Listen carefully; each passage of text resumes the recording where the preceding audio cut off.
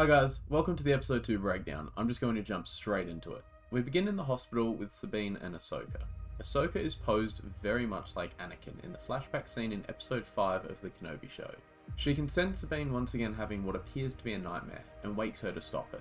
Sabine tells Ahsoka that the HK droids stole the map. Ahsoka didn't react too much, wanting Sabine to relax. However, this quickly changes when Sabine reveals that she unlocked it. Ahsoka makes haste, frustrated and telling Sabine that she has done enough. Baylan and Shin land at a site on this dark, ancient-looking planet that we come to know as Cetos. We find out later that this location was not created by the Jedi, but by an ancient civilization from another galaxy. Baylan places the star map on a pillar in the middle of this Stonehenge-like construction. However, it cannot be activated without Morgan Elsbeth's Night Sister magic.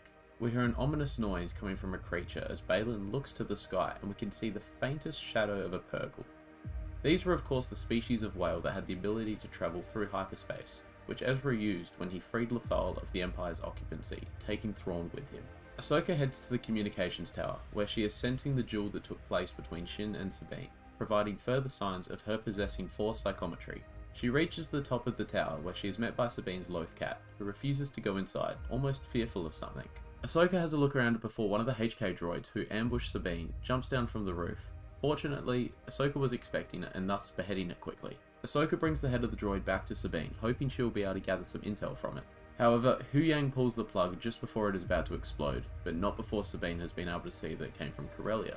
Ahsoka recalls this is a location where Morgan Elsbeth owned Imperial shipyards, however they should have been shut down under the New Republic.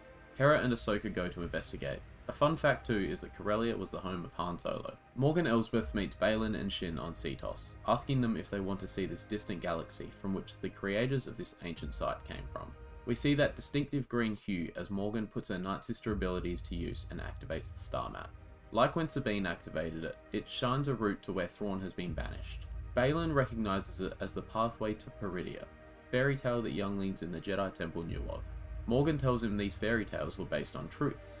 Before we hear what almost sounds like Parseltongue from Harry Potter, but it turns out to be Thrawn calling out to her, across time and space. Shin appears wary and uncertain of everything going on, before Baylan, seemingly amazed at it all himself, reassures her that power, such as they've never dreamed, is coming. Ahsoka arrives on Corellia, meeting Hera where they speak to the regional supervisor of the shipyards. They go on a tour where they are told that in this particular facility Morgan produced hyperdrives for Imperial Star Destroyers, however now they are being dismantled to be redistributed to the New Republic. They also learn that ex-Imperials are still in employment, having never been fired. Hera uses this opportunity with Ahsoka to see if she would be willing to take Sabine back on as her apprentice. Ahsoka remains reluctant. Sabine's bandage is removed by a medical droid, the same style that we have seen many times before, such as during Vader's transformation. Huyang walks in and examines her lightsaber. Sabine corrects him when he says this, stating that it is Ezra's lightsaber. He tells her that since he passed it down to her, and now she has made her own modifications to it, it is now hers. I really love this next part of the episode where Huyang and Sabine share a conversation. Sabine is making excuses and feeling down, whereas Huyang is just pure logic, mixed with a bit of humour and pretty much telling Sabine to dust herself off and try again. Just as Luke Skywalker said in the Book of Boba Fett, get back up. Always get back up. Ahsoka and Hera arrive at the control centre of the facility, where they learn that dismantled Imperial fleet ships are very profitable, and the money is used on several New Republic projects, amongst other things. This puts both Hera and Ahsoka on alert.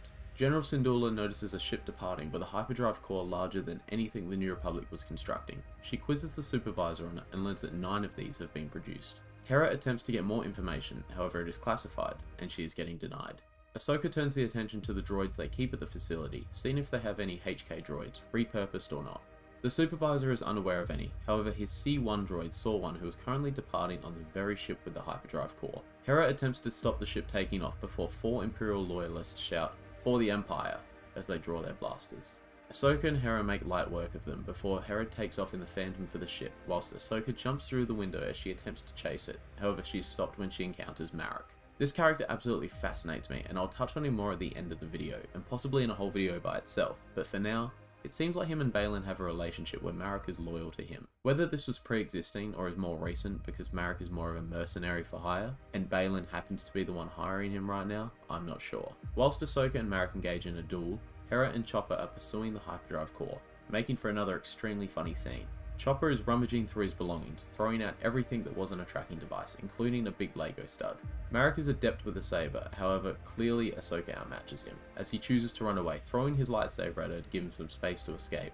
He jumps on board Shin's ship as he uses the Force to bring his saber back like a boomerang, with Ahsoka giving us this badass scene of nonchalantly moving to the side as it whizzes past her face. I would have loved her to cut the saber on the way through, just as a bit of a nope moment to Marek, but it was still a cool scene either way. Chopper finally locates the tracking device and on Hera's signal attaches it to the ship carrying the hyperdrive cord just before it launches into hyperspace, celebrating by flexing. Having decided it's time to get serious about her training, Sabine returns to the communications tower to gather her armor. We see her cut her hair in a very ritual-like setting, kneeling in front of her helmet much like Kanan did in Rebels with his eye shield. The Imperial loyalists on Corellia are being arrested by the New Republic, shortly before Ahsoka steps back onto her T6 shuttle where she receives a hologram transmission from Sabine saying 2 words, "I'm ready."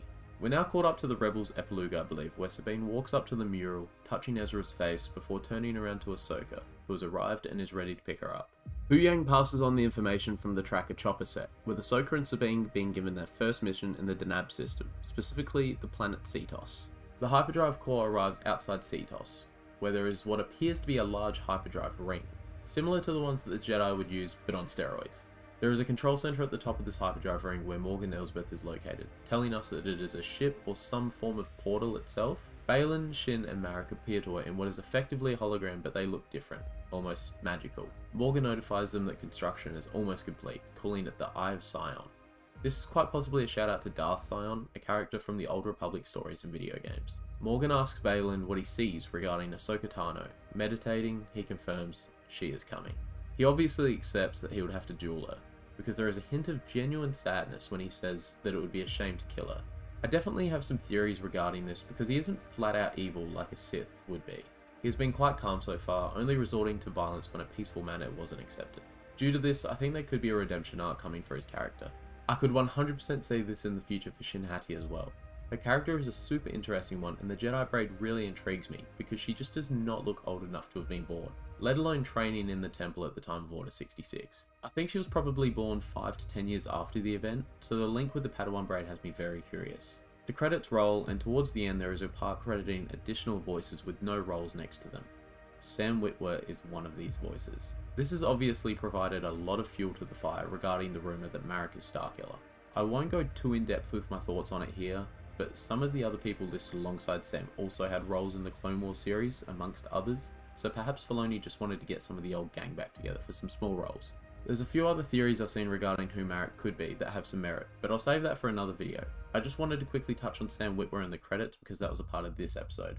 I'm super glad they released episodes 1 and 2 together. Now Rebels and non-Rebels watchers are on the same page, and we can really just propel forward with the story now over the next 6 weeks. The first 2 episodes have been excellent, no real dull moments, and that feeling of this is Star Wars is back. I cannot wait for episode 3. I'm really hoping we get that conversation between Ahsoka and Baylan where he mentions Anakin. Until next time though, may the Force be with you, always.